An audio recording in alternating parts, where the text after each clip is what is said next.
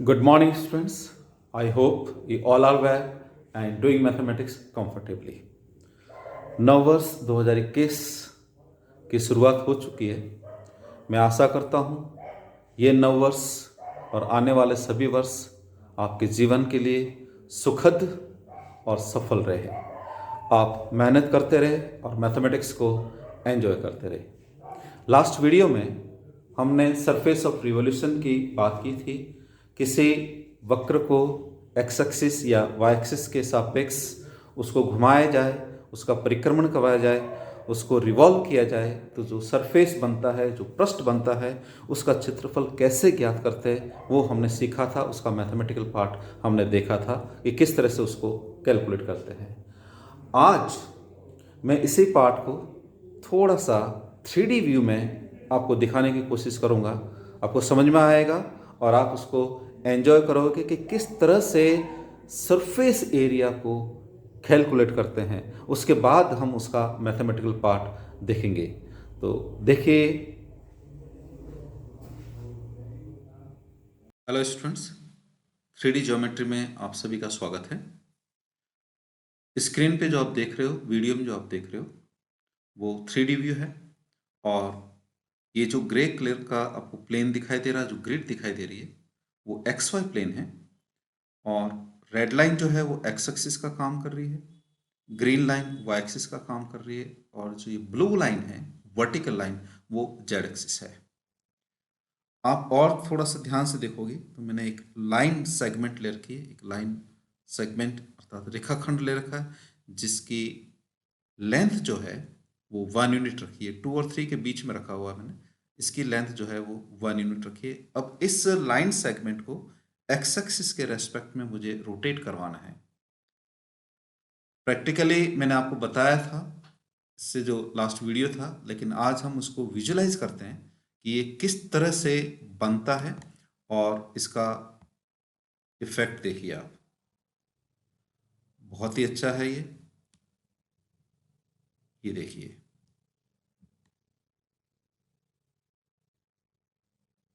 ये segment 360 degree rotate होगा x axis के अराउंड चारों तरफ, और ये एक स्ट्रिप बनेगी, ये देखिए रिबिन की तरह है। और इसको यदि यहाँ से मैं कट करता हूँ और फैलाता हूँ, जैसा मैंने आपको बताया था क्लास के अंदर, वो एक रेक्टेंगुलर स्ट्रिप बनती है। और इसका जो एरिया है वो हमने कैलकुलेट किया था। ये एक तरह से सिलेंडर ही है, ये इसका केवल कर्व्ड पार्ट है। और आपको ध्यान होना चाहिए कि सिलेंडर का जो कर्व्ड पार्ट होता है, बेलन का जो वक्र पृष्ठ होता है, वो होता है 2πr/h। 2πr जो है वो इस की परिधि है, सरकमफ्रेंस जो है वो इसकी 2πr होगी, और ये इसकी विड्थ है जो यहाँ पर ये लाइन का टुकड़ा बनता है। इस तरह के बहुत सारे स्टेप्स को यदि ऐड किया जाए, अर्थात इस लाइन सेगमेंट को यदि बाय द वे सपोज मैं बड़ा करता हूँ, तो ये किस तरह से आपको दिखाई देता है उसको एक बार हम देखने की कोशिश करते हैं। लेट अस सी इसका विजुअलाइजेशन जो है किस तरह से बनता है, उसको देखते हैं। थोड़ा सा मैं इसको चेंज कर देता हूँ। ये देखिए, इसको मैंने बड़ा कर दिया है। और अब इसको रोटेट करवाते हैं। यदि इसको रोटेट करते हैं तो ये देखिए किस तरह से ये बनता है। ये देखिए,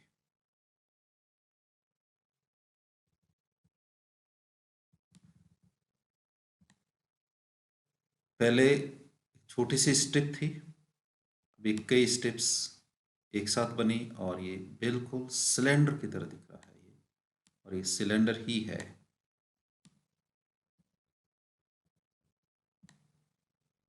ये पूरा एक कंप्लीट रोटेशन हुआ, ये कंप्लीट वन। इसमें देख सकते हो आप 1 2 3 और 4।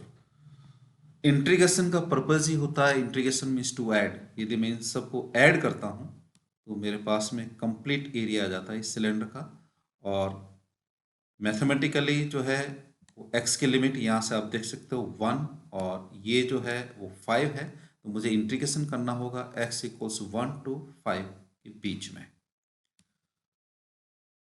यहाँ पर ये जो लाइन बनी हुई है आप देख सकते हो कि ये सर्कल्स बने हुए हैं, एक जैसे सर्कल्स हैं, इन सब का रेडियस एक जैसा है, लेकिन यदि इसकी जगह कर्व्ड पार्ट हो तो बात दूसरी बन जाएगी।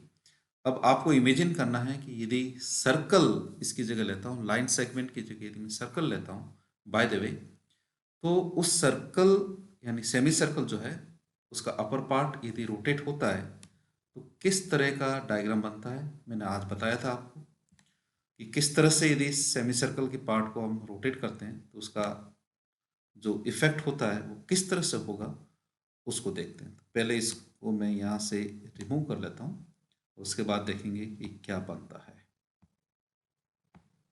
यस,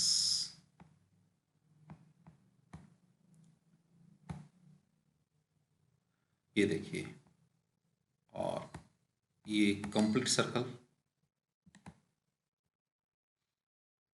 -3 टू +3 के बीच में लिया है, -3 टू +3 के बीच में कंप्लीट सर्कल है ये। अब इस सर्कल को यदि रोटेट करवाया जाए एक्स एक्सिस के रेस्पेक्ट में, तो ये हाफ वाला जो पार्ट है ये, इसको यदि मैं रोटेट करवाता हूं या इसकी जगह इस वाले पार्ट को रोटेट करवाता हूं, बात एक ही होगी, क्योंकि इसमें मर्ज हो जाएगा, इसमें मिल जाएगा ये। जनरली हम किसी एक पार्ट को लेते हैं, अपर सेमी सर्कल के लिए है जो कि -3 और +3 के बीच में है। अब देखते हैं इसका एनिमेशन जो है, इसका इफेक्ट जो है वो किस तरह से बनता है। आप खुद देखिए और कल्पना कीजिए कि कैसा बनेगा। सर्कल को जब एक्स एक्सिस के रेस्पेक्ट में, सेमी सर्कल को या किसी और लाइन के रेस्पेक्ट में 360 पर जब रिवॉल्व होता है, इसका परिक्रमण होता है, तो आप देख सकते हो बहुत ही सुंदर इसका एनिमेशन, और ये एक गोला बना, देख सकते, कंप्लीट स्फीयर, कंप्लीट। इससे पहले जो एनिमेशन था वो सिलेंडर था, और यहाँ जो ये सर्कल बने थे उनके जो ये विड्थ थी वो स्ट्रेट लाइन थी। अब आप यहाँ देखिए कर्व्ड पार्ट है, ये स्ट्रिप बनी हुई है, लेकिन ये जो सर्कल बना हुआ है और ये वाला जो सर्कल है, इन दोनों के रेडियस में चेंज है। इससे पहले जो सिलेंडर था उसमें ऐसा नहीं था, इसलिए ये जो लेंथ है, ये जो चौड़ाई है, इस पट्टी की जो ये चौड़ाई है, ये आर्क लेंथ है, चाप की लंबाई, जिसको हमने ds से डिनोट किया था। इसलिए यहाँ पर यदि मैं इस स्ट्रिप को लेता हूँ तो इसका जो एरिया कैलकुलेट करूँगा तो वो बनेगा 2πy, इसका रेडियस बनेगा, और ds जो है वो ये इसकी आर्क लेंथ बनेगी। और इन सब को यदि मैं ऐड करता हूँ, यदि मैं इसको जोड़ता हूँ, अर्थात मुझे इंटीग्रेट करता हूँ, तो इस पूरे गोले का मेरे पास में पृष्ठ क्षेत्रफल, सरफेस एरिया आएगा। अब इसका जो सरफेस एरिया बनेगा, लिमिट जो होगी वो -3 टू +3, लेकिन ये बाय द वे यदि मैं ओरिजिन से 3 तक लेता हूँ, यदि केवल इसका ये वाला पार्ट जो डार्क ब्राउन आपको दिख रहा है, तो x0 से यदि मैं 3 तक लेता हूँ तो मुझे केवल इंटीग्रेशन जो है वो 0 to 3 तक करके उसका डबल करूँगा तो मेरे पास में पूरा पार्ट आ जाएगा। So this is the beautiful animation of this particular situation.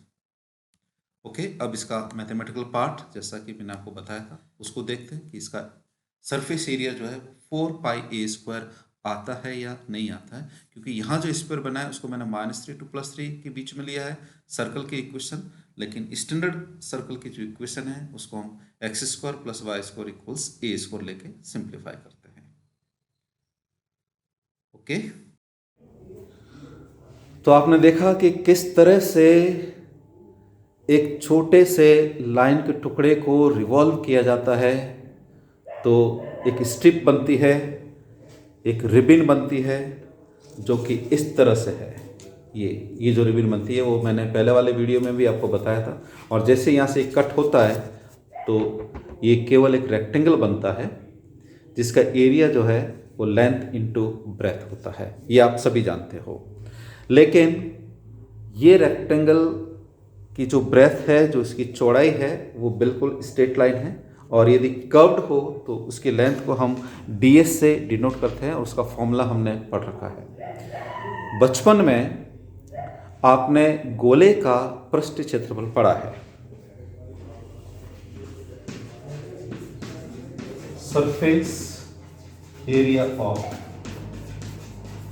Sphere, the formula is 4 pi A square या 4 पाई आर स्क्वायर। ए या आर उसका रेडियस है, ये फॉर्मूला हमने पढ़ा था।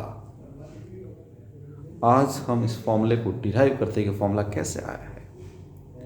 वीडियो में आपने देखा है कि यदि सर्कल के आर्क को, अपर आर्क को एक्स एक्सिस के रेस्पेक्ट में यदि इसको रोटेट किया जाए तो गोला बनता है, स्फीयर बनता है। उसका एरिया जो है वो हम कैलकुलेट करते हैं, उसका मैथमेटिकल पार्ट हम आज देखते हैं उसको।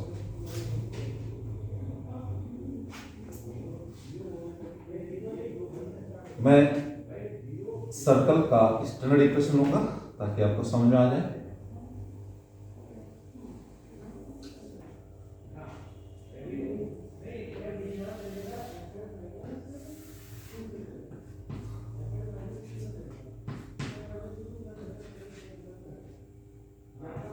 This is a comma 0 minus a comma 0. This is the origin, and the equation of the circle is x square plus y square equals to a square. The rotation of this one is, इस arc को यहां से लगाकर यहां तक, ये वाली arc video में आपने देखा है कि यदि इस वाले आर्क को मैं रोटेट करता हूं एक्स एक्सिस के रेस्पेक्ट में, तो जो सरफेस बनता है वो गोला बनता है। यदि मैं वाई एक्सिस के रेस्पेक्ट में भी इसको रोटेट करूंगा तभी गोला बनेगा, क्योंकि सिमेट्रिकल फिगर है। अब जो पृष्ठ बना है, जो गोला बना है, उसका एरिया जो है वो 4 पाई ए स्क्वायर है। ए जो है वो रेडियस है इस सर्कल का। अब here x equals to minus a, this is x equals to 0, and this one is x equals to a. ध्यान रखना है जैसे आप इसको रोटेट करते हो ये वाले आर्क जो है उसमें मर्ज हो जाती है, तो या तो इस आर्क को रोटेट करो या किसी इस दोनों में से किसी एक को, वो अपना सेकंड वाली मर्ज हो जाती है। So the equation of this upper part is y equals to under root of a square minus x square. So what is the required surface?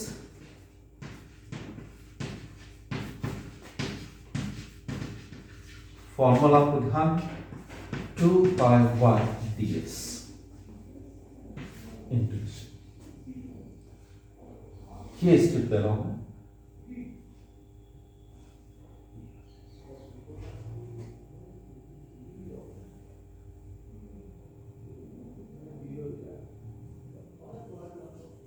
एक टुकड़ा लिया है, ये इसकी हाइट,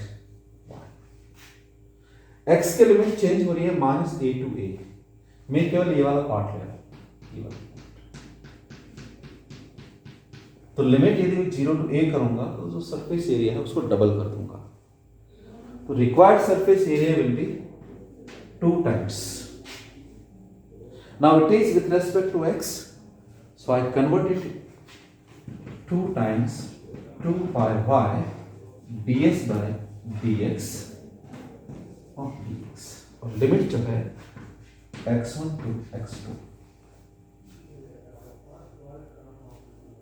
ये 2 क्यों लिखा है? क्योंकि लिमिट जो है वो मैं यहां से यहां तक ले रहा हूं। यदि मैं लिमिट यहां से यहां तक लिखूंगा तो माइनस a टू a हो जाएगा, इसलिए जो यहां लिमिट आएगी x1 x2 वो मैं 0 और x equals to a, 0 to a 1। ध्यान रखना, यदि मैं केवल इस वाले पार्ट को रोटेट करता हूं तो केवल ये वाला सॉलिड बनेगा, और इस वाले पार्ट को तो कंप्लीट पार्ट जो होगा वो इस तरह से होगा। Now we want to find dx by dx। इसको यदि डिफरेंशिएट करता हूं तो it is 2x plus 2y dy by dx equal to 0, and this implies dy by dx equal to minus x upon y. This is 2 times 0 to a 2 pi y. dx by dx is under root of 1 plus dy by dx whole square. ये formula आपको याद होना चाहिए, differential equation में आपने इन results को पढ़ा है। Okay, so now this is mathematical part of it, and if people know how to integrate this, 2 times 0 to a under 1 plus dy by dx minus x upon y, as it is, and here it is 2 pi y, so this becomes 2 pi y, and here it is dx. So this is 4 pi 0 to a y under root y square plus x square upon y square of dx. This is 4 pi 0 to a. Now this is y under root y square plus x square is a square. So it is a square upon y square dx. And this is 4 pi 0 to a. Simplified, only a is left. Here it is.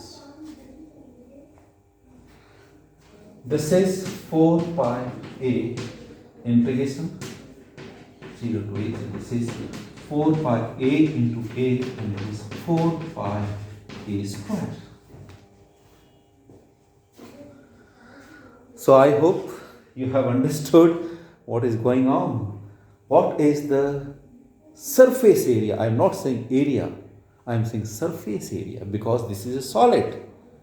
So it is surface area, पृष्ठीय क्षेत्रफल। तो गोले का जो पृष्ठीय क्षेत्रफल है उसका जो सरफेस एरिया है वो 4 पाई ए स्क्वायर होता है। आज हमने इसको प्रूव किया है। अब आप शायद इसको नहीं भूलोगे, क्योंकि ये पूरा इंटीग्रेशन आपने इंटीग्रेशन पढ़ा था। This the application of integration 3D view जो था। मैं आशा करता हूँ आपको पसंद आया होगा, आपने एंजॉय किया होगा। कल हम एक नए एग्जाम्पल के साथ में वापस आएंगे और देखेंगे कि किस तरह से दूसरे सॉलिड्स का सरफेस एरिया कैलकुलेट करते हैं। थैंक यू, जय हिंद।